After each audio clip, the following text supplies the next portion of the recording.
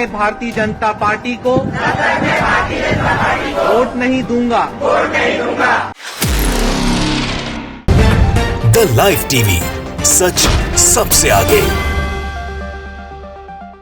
दोस्तों, मैं आदिल खान आजाद, आप देख रहे हैं दी लाइव टीवी। गुजरात में भाजपा की हालत खस्ता है। उसके शीर्ष नेताओं प्रधानमंत्री मोदी और गृह मंत्री अमित शाह की रैलियों में भीड़ जमा नहीं हो रही है, कुर्सियां खाली दिखाई दे रही हैं। इसके अलावा बागी नेता भारतीय जनता पार्टी आलाकमान के मुश्किलों का सबब बन गए हैं, बगावत पर उतर आए हैं और कह रहे हैं कि आपने टिकट हमें नहीं दिया तो क्या हुआ, चुनाव में खेला तो हम ही करेंगे। और इसके अलावा अब जो तस्वीरें सामने आ रही हैं वो मैं आपको दिखाने जा रहा हूँ कि अहमदाबाद, गुजरात के अहमदाबाद में भाजपा के प्रत्याशियों को आम जनता दौड़ा रही है। जो प्रचार करने के लिए वोट मांगने के जा रहे हैं उन्हें दौड़ाया जा रहा है कि जाओ यार, कुछ नहीं किया तुमने 27 सालों में, और पिछले 5 साल में तो तुमने कुछ किया नहीं है, अब आ गए हो फिर से वोट मांगने। कौन सा विकास, कैसा विकास? गुजरात का विकास बताकर दिल्ली में बैठ गए, लेकिन गुजराती तो आज तक विकास को तरस रहे हैं। ना तरसते तो हमारे विकास की बात क्यों कर रहे हो? विकास तो 27 साल में एडवांस में हो जाना चाहिए था, इतना कि जितना अमेरिका में नहीं हुआ। अब तस्वीरें देखिए गुजरात की, ये GSTV ने शेयर किए। गुजराती में लिखा, हाय हाय बीजेपी का जमकर विरोध, और जो है मुर्दाबाद के नारे लग रहे हैं। भारतीय जनता पार्टी के प्रत्याशियों को भगाया जा रहा है, हाय हाय के नारे लग रहे हैं। ये वीडियो देखिए और समझिए कि गुजरात में भारतीय जनता पार्टी की हालत कितनी ज़्यादा खस्ता है, कितना ज़्यादा विरोध हो रहा है, और एंटी इनकम्बेंसी इतनी है कि अब कोई भी दांव चलने वाला नहीं।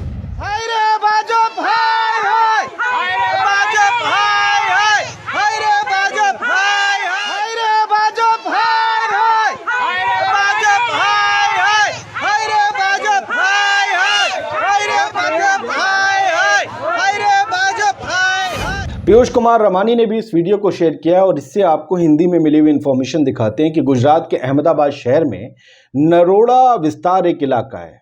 अहमदाबाद शहर में नरोड़ा विस्तार या नरोदा होगा विस्तार, इसमें बीजेपी के उम्मीदवार और कार्यकर्ताओं को दौड़ा कर भगाया गया।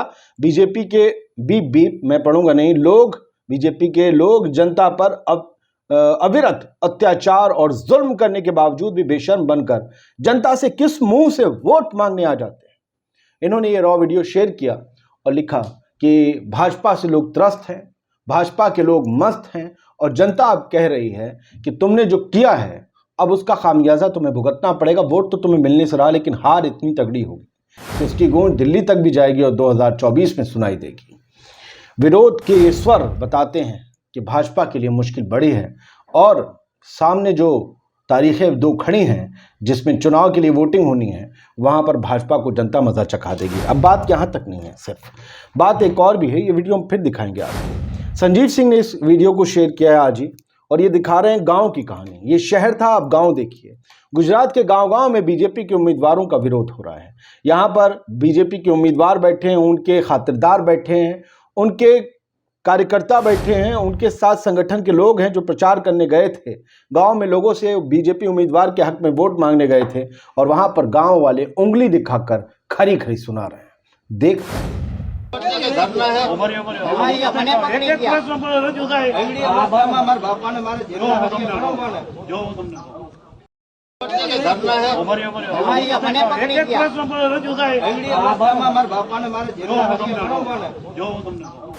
तो ये जनता का गुस्सा है गुजरात में, जो भाजपा के खिलाफ अब खुल चुका है। लेकिन इससे भी ज्यादा बीजेपी को धड़धड़ाने वाली खबर मैं आपको दिखाने जा रहा हूं। इंदौर कांग्रेस सेवा दल ने इस वीडियो को शेयर किया है कि मालधारी समुदाय के बाद प्रजापति समाज के 50 लाख सदस्यों ने बीजेपी को वोट न देने की शपथ खाई है। हालांकि यहां पर कुछ हजार लोग हैं, क्योंकि एक हॉल के अंदर प्रोग्राम है, 1-2 हज़ार लोग होंगे, लेकिन इनसे जुड़े हुए इनके परिवार होंगे, और ये सब अपने उस प्रजापति समाज के सर्वे सर्वा जुड़े हुए लोग, नेता, लीडरशिप करते हुए लोग होंगे। इनके क्योंकि 50 लाख की तादाद प्रजापति समाज की बताई जाती है गुजरात में, जो वोटर्स हैं उन सब ने ये शपथ खाई है। कांग्रेस दावा कर रही है कि वो भारतीय जनता पार्टी को कभी वोट नहीं देंगे। गुजरात में बीजेपी के हाल बुरे हैं और बुरी तरह हार रही है, कांग्रेस आ रही है, और ये वीडियो उन्होंने शेयर किया है। शपथ ली जा रही है कि बीजेपी को आइंदा जिंदगी में कभी वोट नहीं दिया जाएगा, और इस बार तो मजा चखाया जाएगा। सुनिए। तक मैं भारतीय जनता पार्टी को वोट नहीं दूंगा, ना ही भारतीय जनता पार्टी के किसी कार्यकर्ता का कोई सहयोग करूं। तो शहर, गांव, समाज, सब कोई भाजपा के लिए बुरी खबर ला रहे हैं। ये सिग्नल बुरे हैं, ये सिग्नल बुरे हैं। और इसी वजह से आप सोचिए कि प्रधानमंत्री मोदी और अमित शाह लगातार गुजरात में पड़े हैं। दिल्ली छोड़ दी है गृह मंत्री ने, दिल्ली छोड़ दी है प्रधानमंत्री ने। क्या जरूरत थी? एक चेहरा था, अपना गृह राज्य था, अपने लोग थे, अपनी बात आसानी से पहुंच सकती थी। दर दर वोट मांगने की नौबत क्यों आई? डोर टू डोर कैंपेनिंग की जरूरत क्यों आई प्रधानमंत्री मोदी को? उत्तर प्रदेश में तो आई नहीं थी, उत्तराखंड में तो आई नहीं थी, फिर गुजरात में क्यों आन पड़ी? जहां से आप निकल कर आए, जहां आप पले बड़े हैं, जहां की आप रग रग से वाकिफ हैं, जहां की आप कैफियत को समझते हैं, लोग आपको समझते हैं, आपके संदेश को समझते हैं। आप कहते हैं कि मोदी का चेहरा देखो, यानी आप कहते हैं कि मुख्यमंत्री पर विश्वास मत करो या एमएलए पर, प्रत्याशी पर विश्वास मत करो, बस मेरे चेहरे पर वोट डाल दो। कहा जाता है जब से मोदी दिल्ली आए हैं, गुजरात में स्टैंप हुकूमत चलती है, रबर स्टैंप।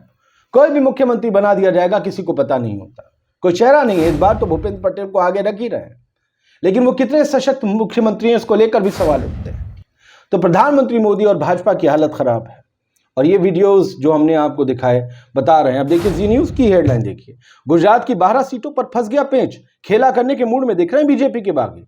ये बीजेपी की बहुत बड़ी मुसीबत है, खेला कर देंगे बागी। और अगर बीजेपी ने इसे यहां संभाला नहीं तो इसका खामियाजा फिर 8 दिसंबर को हमें देखने को मिलेगा, जब चुनाव के नतीजे आएंगे। 1 और 5 को तो वोटिंग है, लेकिन 12 बागी नेता यानी कि 12 सीट, कुल 182 सीट, 12 सीटों पर यह है मामला।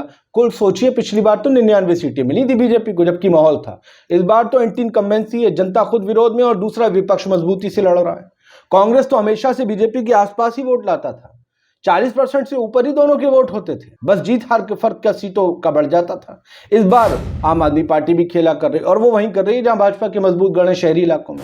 ग्रामीण अंचलों में, आदिवासी इलाकों में जिनकी एक बड़ी तादाद है सीटों की, वहां तो कांग्रेस जबरदस्त तरीके से अपना काम बहुत खामोशी से कर रही है। वो लोग कांग्रेस से जुड़े हुए हैं, शहरों में भी कांग्रेस का प्रभाव है। कांग्रेस के साथ ही अमित शाह बराबर कह रहे हैं कि कोई त्रिकोणीय मुकाबला नहीं है, एक 1-to-1 मुकाबला है, और वो सिर्फ कांग्रेस से हमारा।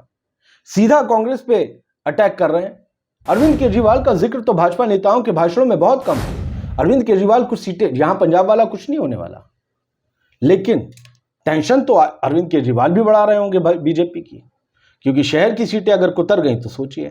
अच्छा, वो शपथ लेने वाले वीडियो जो हैं वो उत्तर प्रदेश कांग्रेस सेवा दल ने भी शेयर किया। लिखा, मालधारी समुदाय के बाद प्रजापति समाज के 50 लाख सदस्यों ने बीजेपी को वोट न देने की शपथ खाई, यानी एक कसम ली गई है कि बीजेपी को कभी वोट नहीं देंगे।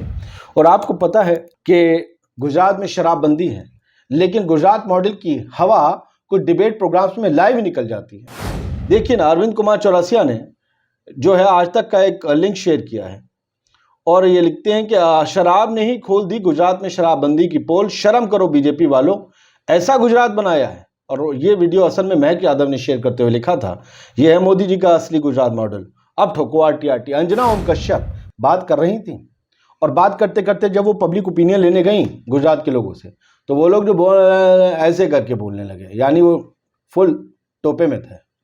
और इसी वजह से पता ये चला कि गुजरात में जिस शराबबंदी की बात होती है कि शराब नहीं है, वहाँ कच्ची शराब से लोग भी बहुत मरते हैं, और पक्की शराब भी बहुत आसानी से मिल जाती है। असल में जो चीज़ें बैन की जाती हैं वो इसीलिए कि उस पर वसूल के फिर बेच दिया जाए, मोटा कमाया जाए।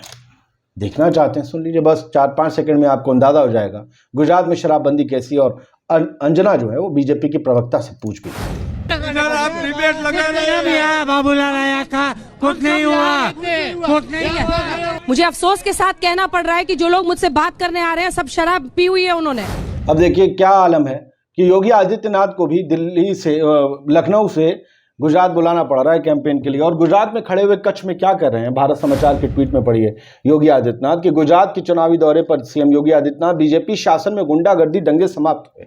अरे आज ही की खबर है सर, आपके एक सांसद हैं शाहजहांपुर से भाजपा के, और उनके ऊपर उन्हें भगौड़ा घोषित, उन्हें फरार घोषित कर दिया कोर्ट ने। और 2 केंद्रीय मंत्रियों के ऊपर पिछले हफ्ते में गिरफ्तारी वारंट जारी हुए हैं। 2 केंद्रीय, एक पर चोरी का आरोप है सोने की दुकान में, दूसरे पर चुनावी आचार संहिता का उल्लंघन का आरोप है। इन पे भी जो आज सांसद फरार घोषित किए गए, इन पे भी आचार संहिता का। आप बता रहे हैं कि गुंडागर्दी और दंगे कम हुए, क्या कहेंगे? कांग्रेस कभी राम मंदिर निर्माण नहीं करा पाती, सुप्रीम कोर्ट से रास्ता निकला था। मैं तो कहता हूं उसमें पॉलिटिक्स आई कैसे? राम मंदिर न्यास करता, आप उसका श्रेय कैसे ले रहे हैं जो सुप्रीम कोर्ट से मामला आया? अयोध्या में भव्य राम मंदिर निर्माण हो रहा है, तो चंदा देश के लोगों ने दिया, फैसला सुप्रीम कोर्ट से आया, भाजपा का इसमें क्या है? या तो खुल के कबूलिए कि आपके प्रेशर में ऐसा फैसला आया। यही सब कुछ है जो आपने देखा। गुजरात की कहानी है। गुजरात में उस सब का इस्तेमाल हो रहा है जिसका गुजरात वासियों से कोई ताल्लुक नहीं, और गुजरात की वो सारी खबरें गोदी मीडिया, ज़ॉम्बी मीडिया से हटाई जा रही हैं जिससे पता चल सके कि गुजरात का आम जन क्या महसूस कर रहा है और बीजेपी की हालत वहाँ कैसी है। इसीलिए हम पत्रकारिता के प्रहरी बनकर आप तक ये खबरें पहुंचाते हैं। अगर पसंद आया हो तो कमेंट बॉक्स में बताइएगा। जय हिंद। द लाइव टीवी, सच सबसे आगे।